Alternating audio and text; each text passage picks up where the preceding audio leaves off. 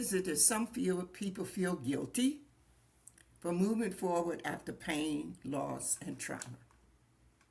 Have you ever felt guilty for laughing after a loss? Guilty for resting? For smiling? For dreaming? For healing? Have you ever secretly felt like moving forward somehow dishonored the people, pain, or the season you survived? Well, today we're talking about something many people never say out loud, and that is the guilt of healing. Welcome to Dare to Dream Today. I'm your coach Shirley, and today's episode is for people who survived trauma, grief, abandonment, betrayal, emotional pain, or tragedy, but now struggle to give themselves permission to truly live again. I've been there. Many people survive physically while remaining emotionally trapped in their past. Somehow they feeling guilty for healing because part of them believes, if I stop hurting, maybe it means I do not love deeply enough. If I move forward, maybe I'm forgetting. If I heal, maybe people will think that I am over it. Some people blame God. And he's okay with that. And they even get angry with them. He can take our anger. He just wants us to be honest. But healing is not betrayal. Healing is not forgetting. And healing is not a weakness. Healing is really restoration. Wouldn't you like to be restored and gain healing? Get your joy back. Get your peace back. Get your heart to the place that you really have accepted the healing that God has for you. We're going to talk about Elaine today. Elaine felt guilty for smiling again. You cannot believe the people who are living in the grief. And some of the people that I really want to address today is people who are caregivers for people and that person has passed. I know because I took care of my sister for 19 years. They were the greatest years of my life to serve her. But it was very challenging. It was very hard for me to continue to do the things that God had called me to do in that season. After the grieving period that I went through, I realized that my sister enjoyed such a good life while I was taking care of her.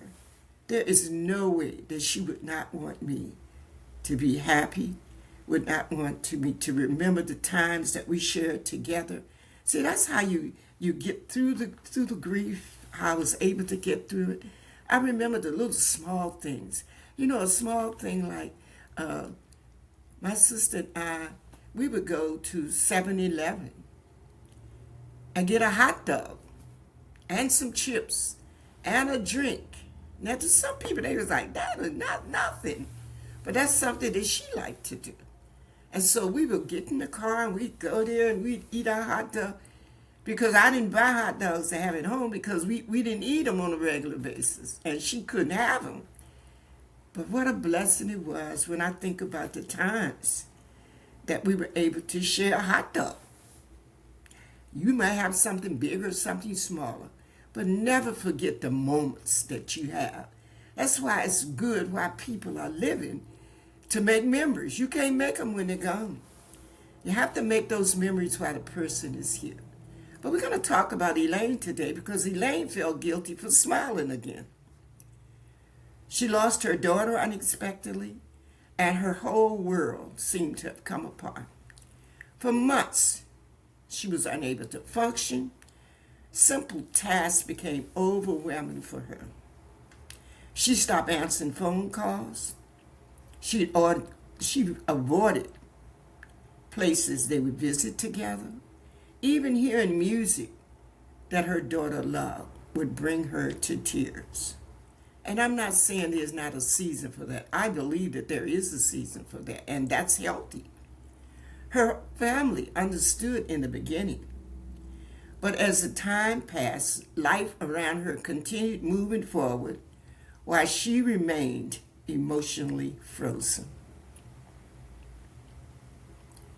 And I want to say this to you, if you're a family member. You cannot control another person's time of grief. You may want them to move on. You may not understand why they're there. But I ask you to have compassion while they're there in that emotional state.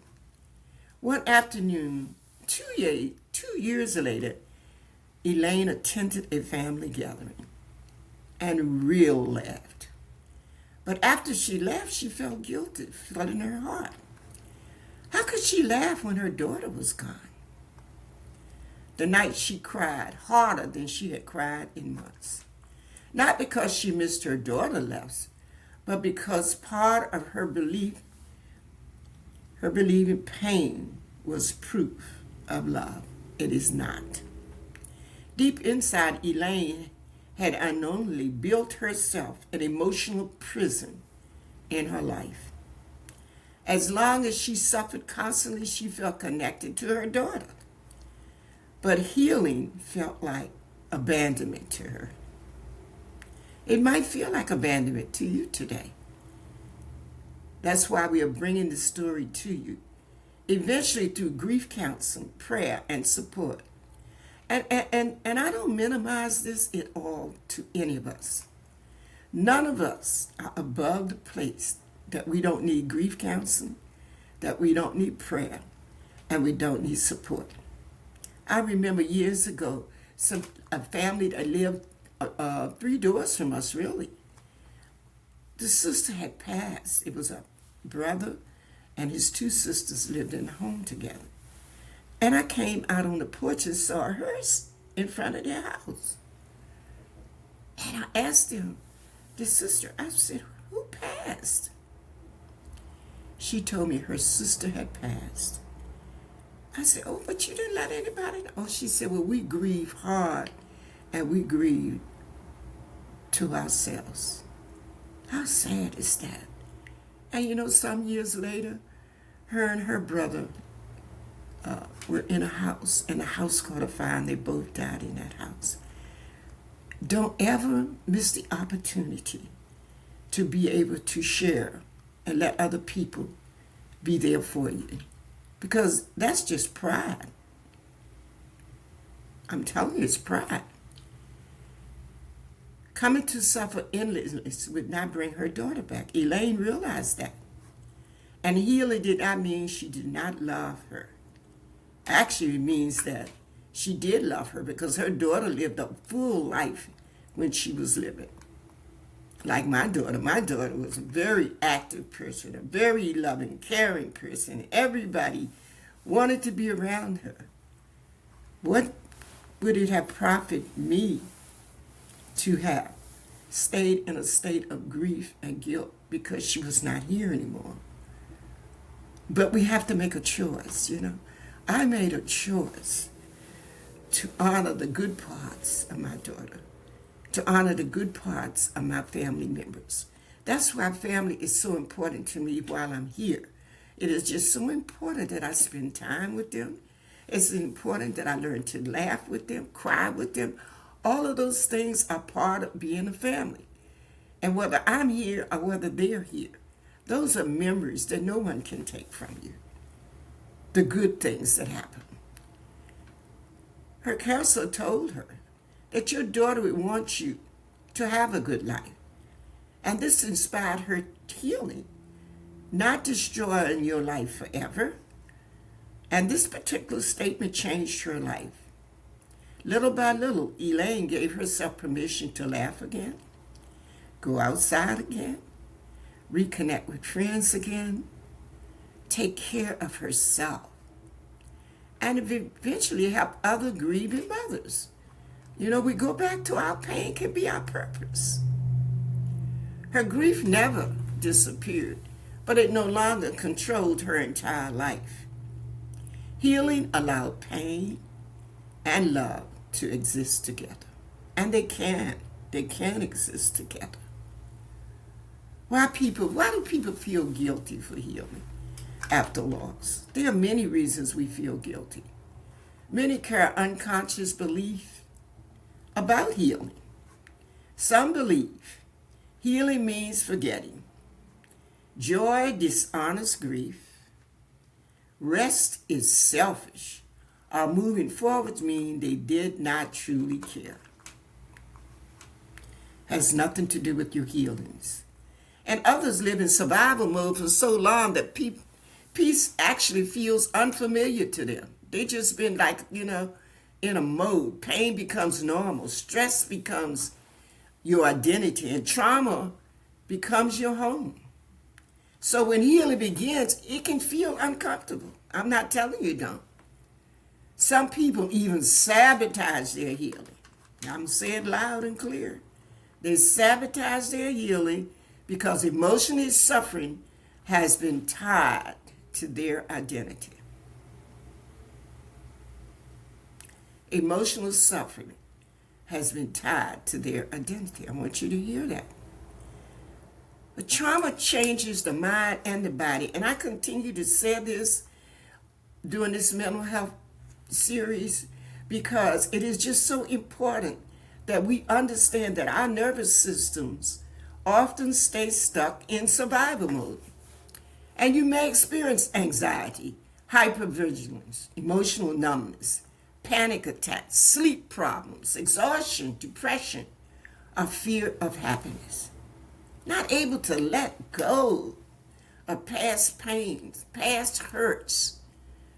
Many trauma survivors constantly wait for the next painful thing to happen. It's like, you're almost on end, okay, when is the next thing going to happen? They're not even expecting good things to happen to them. So it keeps them in survival mode. Their body never fully relaxes. I tell you, when your body don't relax, there's all kind of sicknesses and things that attach itself to us in this body. We got to let it go. We have to release it. When trauma constantly waits for the next thing to happen, our body, it won't relax. Our mind don't relax. Our nervous system interrupts peace as unsafe because chaos has become familiar to us. Don't let chaos come to you, because I'm telling you, it can. That is why healing is not just spiritual. It is emotional, it is physical, it is mental, and it's relational. Hear me well, because I'm believing that when this series is over, you're going to be healed, on your way to a new life, looking more to what's ahead of you than staying stuck in the trauma mode. And many people have the fear of moving forward. I don't say that it's not. I'll tell you this. It's something that moving forward helps us because we don't have to move all at once. It's the little steps that we take to move forward. Don't try to go jump and do the big things. Just do some little things to move forward. Many people fear moving forward because pain has become connected to love. A grieving spouse may think, if I stop crying every day, maybe I am forgetting him. I had to deal with it. When my husband died, I'm telling you, I had to deal with the tears. And my husband died, and 10 days after my husband died, I lost my sister. After that, I lost, then my son died the next year. Then I had 2 aunts to die. And then my mother passed. I had a whole string. And sometimes that's the way it seems to us. Seems we lose 4 and 5 people in a row. And it's challenging when you lose a lot of people in a row like that. It is challenging to move forward. But I say it to you today, God's grace will help us to move one step at a time, one tear less at a time. We will be able to do what we were able to do before and do it even in a greater way. But it doesn't happen overnight. I'm not saying that today is supposed to be over with you.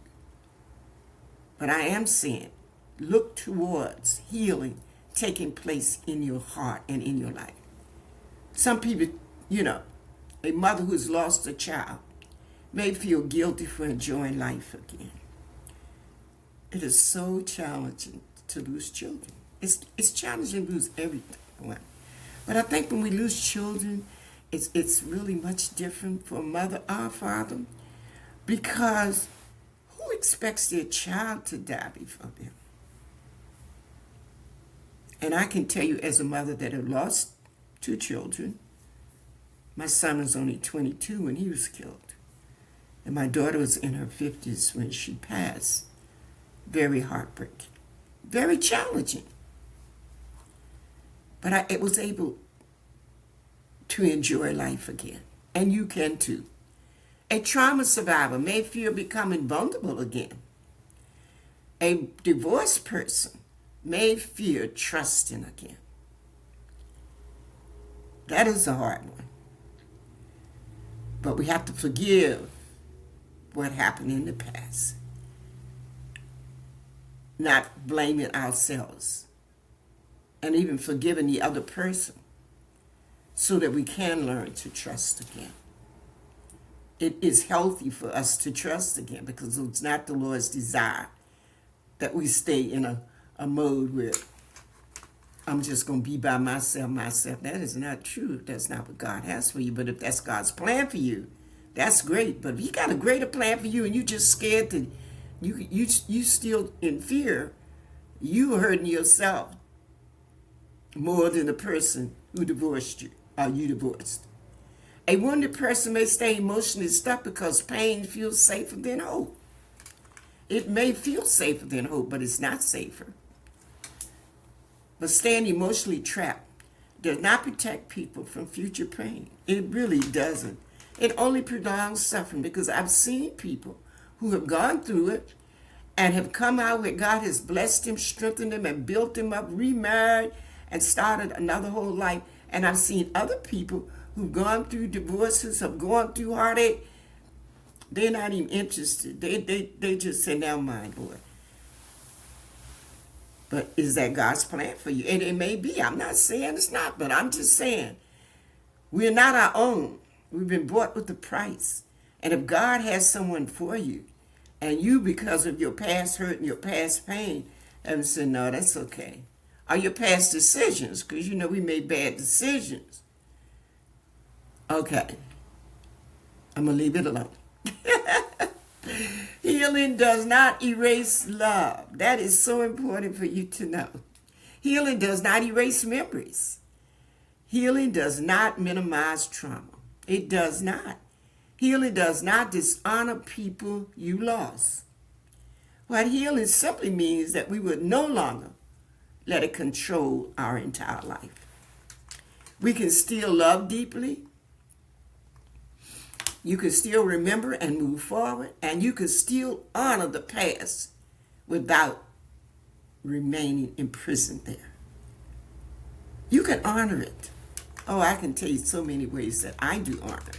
And I'll tell you, I honor it because, I know when my son passed, the first year after he passed, on the day that he passed, which was April 1st, I decided that I was going to go out to a restaurant and have lunch by myself.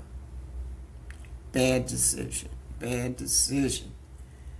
Because out there by myself having lunch, I was so sad that day. And my oldest daughter who passed, she said, Mom, instead of doing that on the day he passed, get with somebody else and spend the day with them, remembering all of the wonderful times that you had with Jonathan. And that was the last year that I spent April 1st just being somewhere in grief and crying. Don't mean that I don't miss him. There will never be a day that I don't miss him. But I'm not in that place where I'm just grieving him. and wishing he was here. No, I don't do that.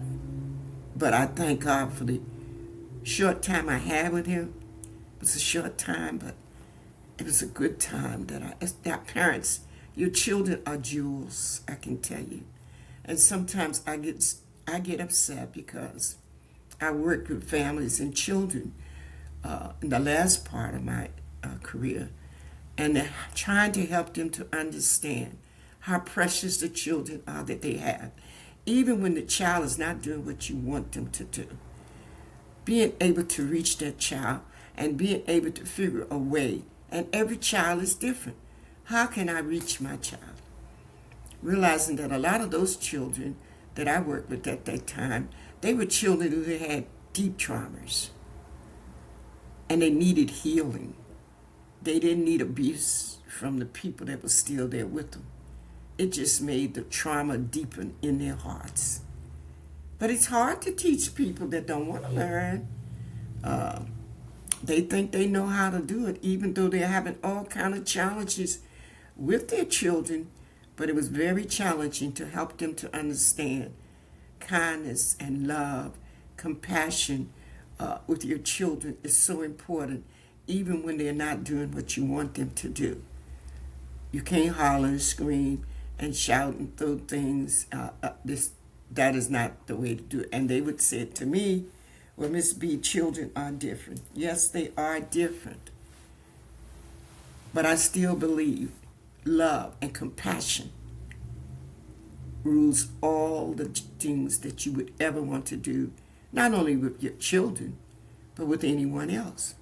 Because if we are believers, we know that Jesus was full of compassion.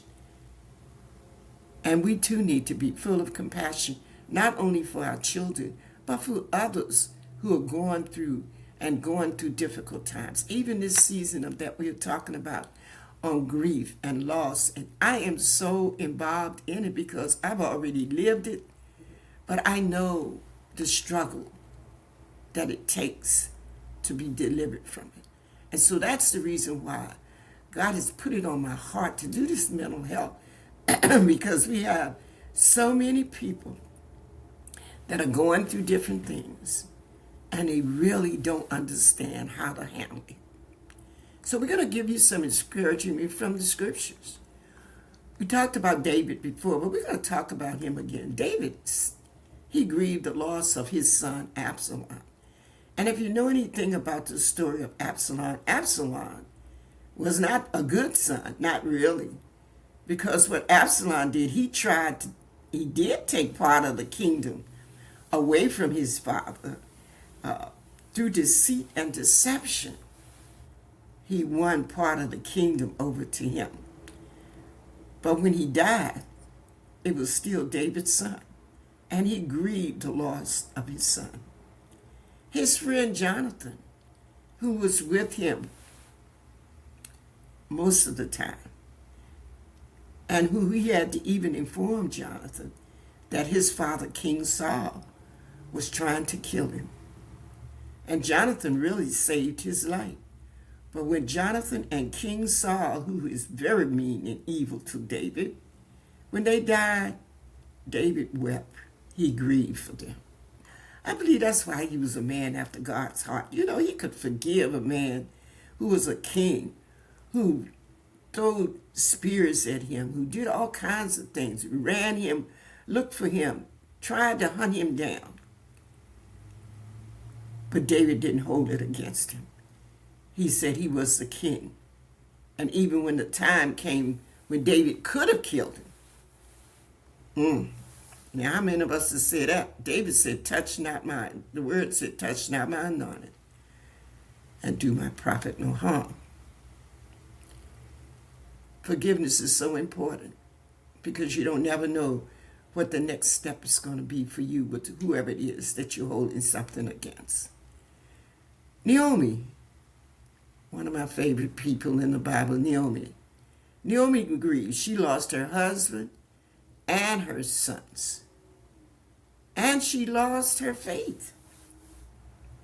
But she grieved those things and went back home and was restored and renewed. And we're going to talk about Job. I know people think that it's only in the Bible about Job. But God put it there for us for a purpose. You know, sometimes we think we've lost a lot. But when you read the book of Job, when he lost all of his children, he lost his wealth, he lost his health, and God restored it all back to him. And the other one was Jesus himself. You remember when Jesus, if you don't know the scripture, it is in the Bible, Jesus' friend Lazarus had died. And Jesus wept before he brought him back to life. But grief was never meant to permanently destroy identity and purpose. It's not there for that purpose. Psalm 147:3 tells us, he heals the brokenhearted and binds up their wounds. And in Psalms 34, it says, the Lord is close to the brokenhearted and save those who are crushed in spirit.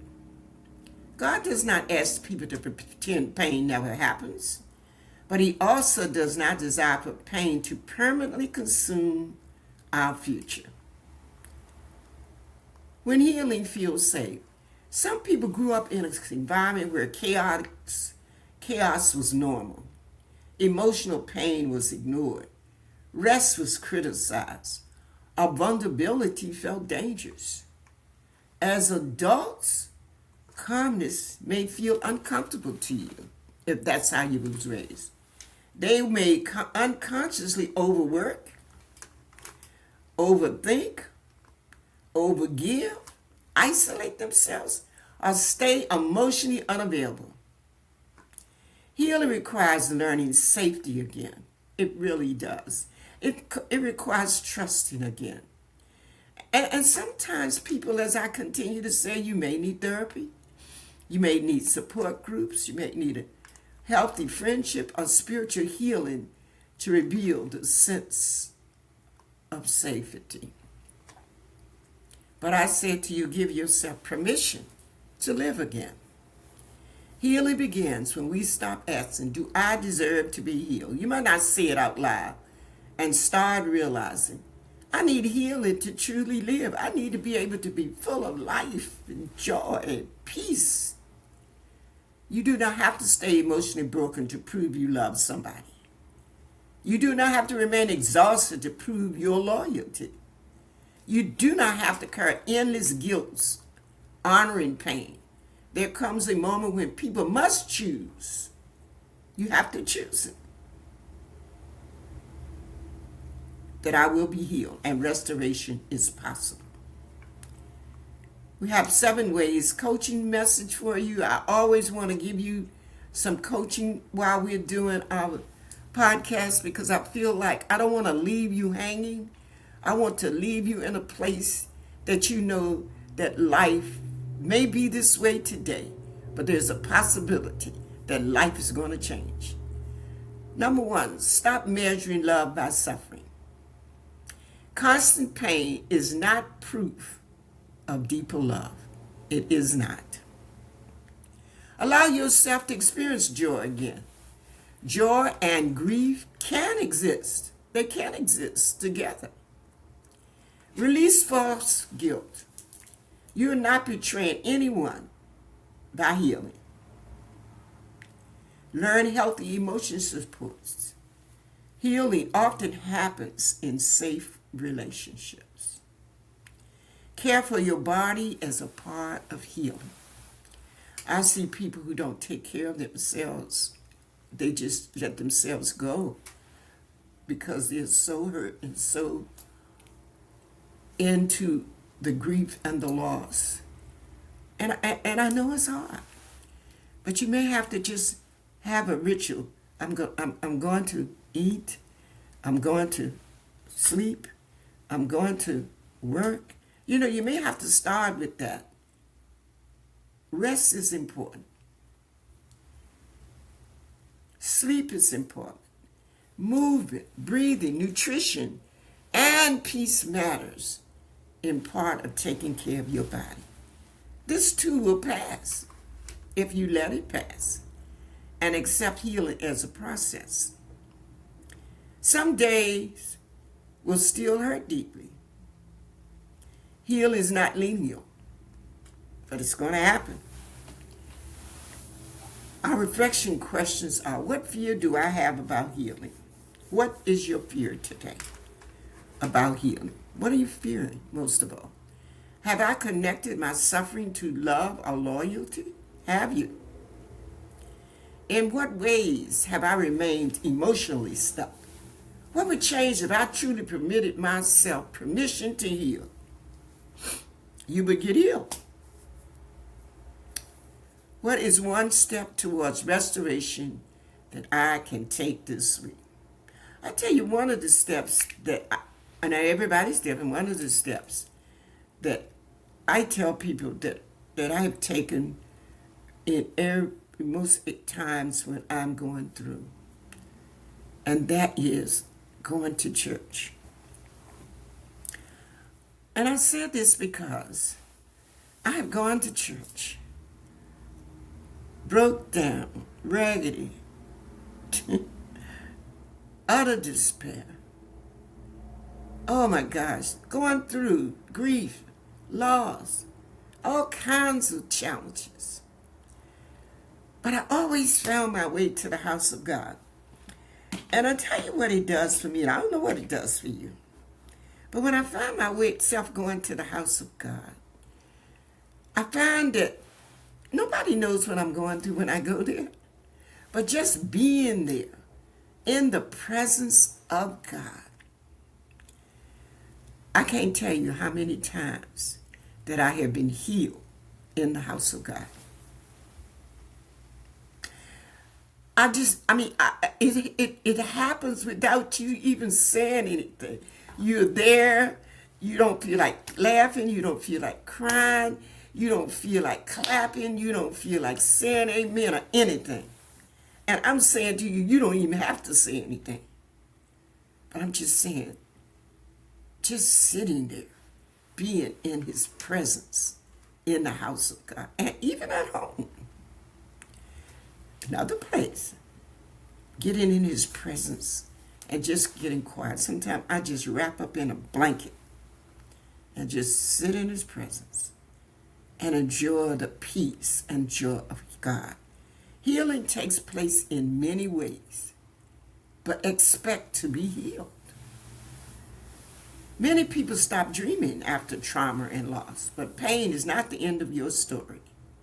Some of the most compassionate, impactful, and purpose-filled people are those who survived deep wounds and choose healing anyway. Your pain may become part of your testimony. Your healing may become part of someone else's hope. And sometimes your greatest ministry is simply showing up for others. It is possible to live again. I say this because for my own self, and I share my life with you because I don't want you to think I'm sitting here telling you about something that I have no knowledge of. God called me for this purpose, to encourage you, to motivate you, to help you to understand. No matter how dark the day is, there is healing in his arms. To the grieving mother today, to the trauma survivor, to the abandoned spouse, to the exhausted griever, to the one silently carrying emotional pains. Hear me today.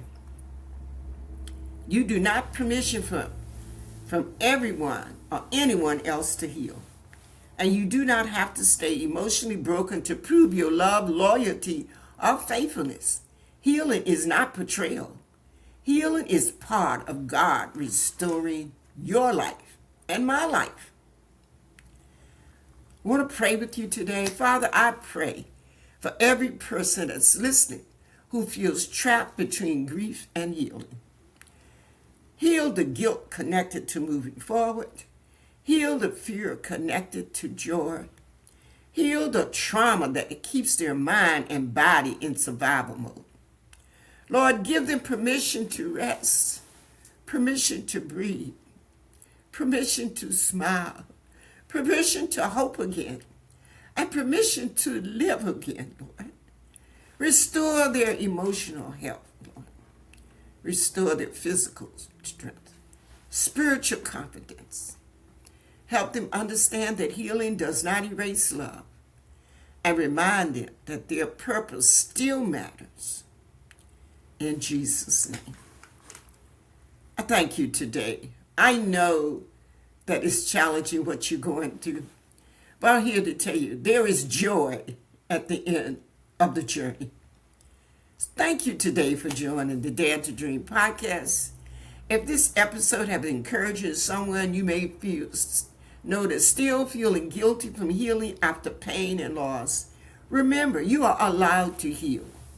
You are allowed to dream again. And you're allowed to live fully after surviving difficult seasons. Until next time, keep healing, keep hoping, and never stop daring to dream.